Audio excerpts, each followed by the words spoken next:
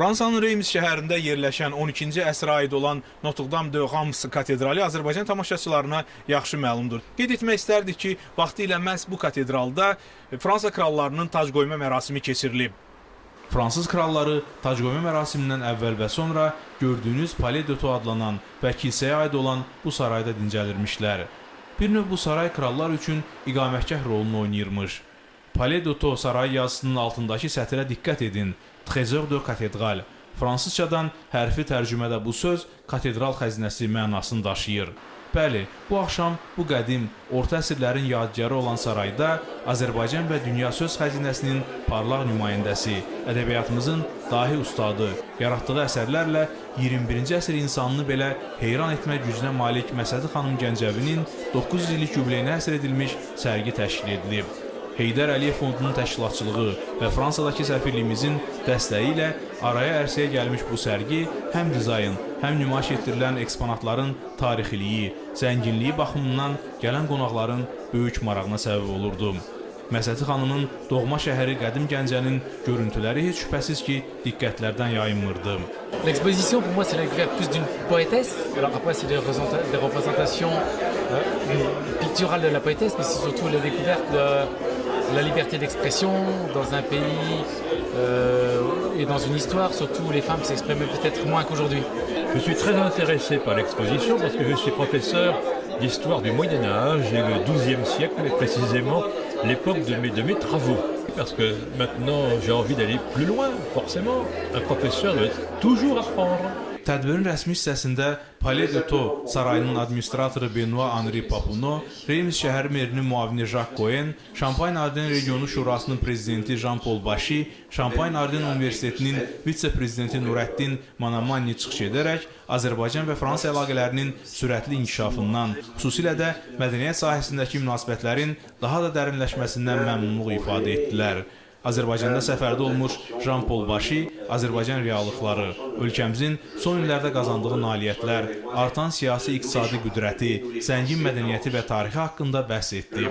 O, Heydər Əliyev Fondunun Azərbaycanı, milli mədəniyyətimizi, tariximizi Fransada və onun regionlarında tanıtdırma layihələrinin çox əhəmiyyətli olduğunu bildirdi. Yerli əhalinin də bu layihələri rəğbətlə qarşıladığını dedi. O, bu layihələrin müvəffəqiyyətlə icra olunmasında Heydər Əliyev Fondunun prezidenti, UNESCO və SESCO-nun xoş məramlı səfiri Mehriban xanım Əliyevanın böyük rolə malik olduğunu ifadə etdi. Je sais qu'elle joue un grand rôle aux côtés du président de la République pour promouvoir son pays et pour à la fois valoriser l'histoire de son pays, de la richesse de ses trésors culturels, de sa poésie et de ses magnifiques poètes. Mərasimdə çıxış edən Gəncə şəhəri icra hakimiyyətinin başçısı Elmar Vəliyev, Məsəti Gəncəvinin 900 illik yubileyinə həsr olmuş bu sərginin Reymsdə təşkilinə şərait yaratdıqlarına görə şəhər rəhbərliyinə, o cümlədən bu sarayın müdiriyyətinə öz minnətdarlığını ifadə etdi.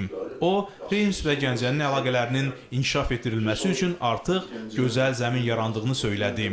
Elmar Vəliyev Məsəti Gəncəvinin yaradıcılığında dərin fəlsəfi fikirlərin ifadə olunduğunu və onun əsərlərinin müasir həyatımızla tam səsləşdiyini vurğuladı. Məsədi xanımın yaradıcılığına və şəxsiyyətinə hər zaman ölkəmizdə dövlət səviyyəsində həssas münasibət göstərildiyini, Prezident İlham Əliyevin sərəncamı ilə Azərbaycanda və dünyada Məsədi Gəncəvinin 900 illik yubileyinin yüksək səviyyədə keçirildiyini söylədi.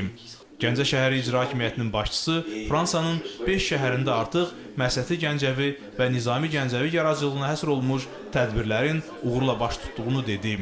O, bu tədbirlərin belə keyfiyyətdə keçirilməsində müstəsna xidmətlərinə görə Heydər Əliyev Fonduna və fondun prezidenti Mehriban xanım Əliyevaya minnətdarlığını ifadə etdi.